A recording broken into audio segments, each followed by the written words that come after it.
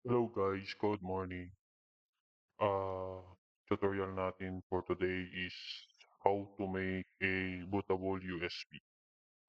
So first, kailangan natin ng USB. So far, meron na ako nakalagay dito. And then, need natin i-download yung Rufus. So, go lang sa browser, then type nyo na tong Rufus.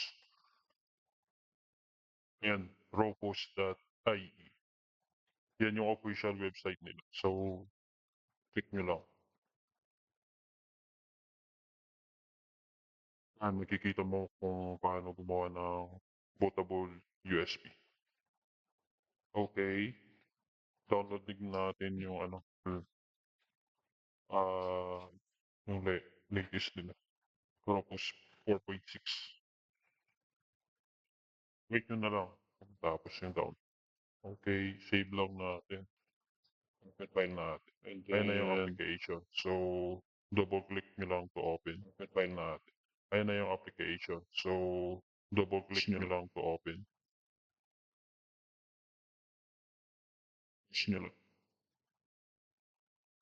Okay. Then next dapat meron na kayong ISO ng ilalagay nyo na ibo-boot ninyo. So far wala pa tayong ISO. So try natin mag-download ng ISO. So lagay natin dito 1011 ISO.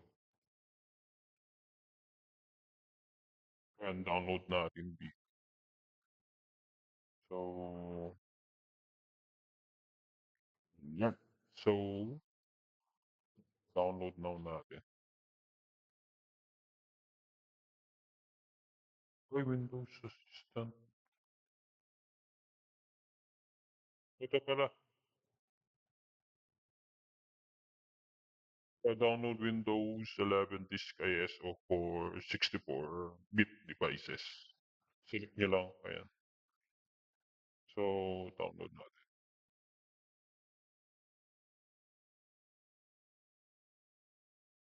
Okay. So, ilalagay natin dito is English. Okay. Confirm.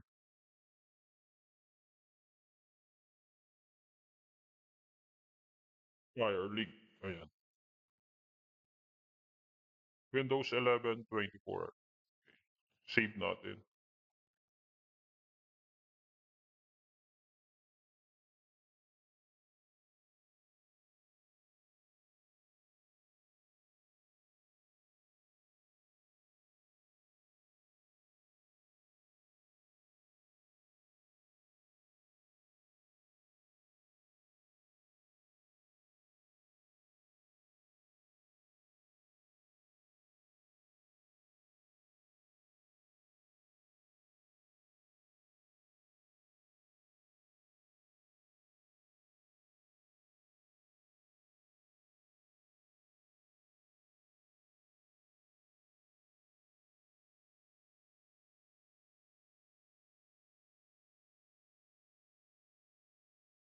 So, open natin yung folder. So, ito na siya.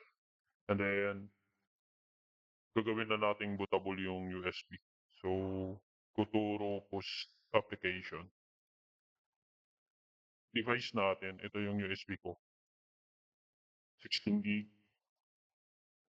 Tapos, ito, isi-select natin yung gagawin nating bootable na ISO. Hanapin nyo lang yung, yung gusto nyong ilagay sa ROX. Sa example natin is itong OS ng Windows 11. So, open nyo lang. Wait nyo na lang siya.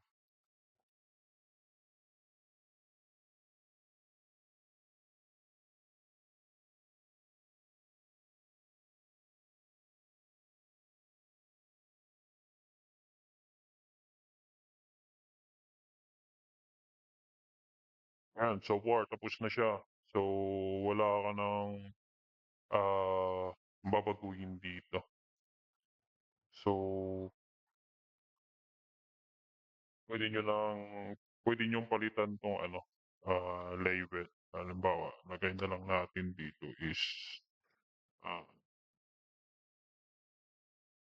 11.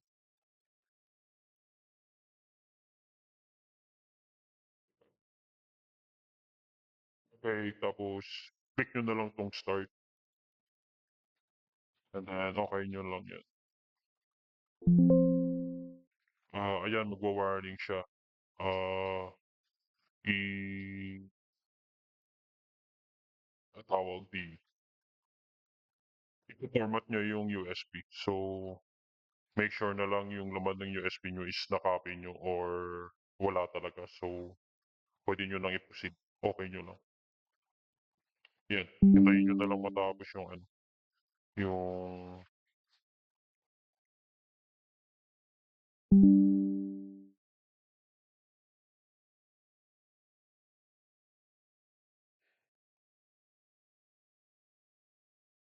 guys medyo matagal-tagal 'to so bear with me lang.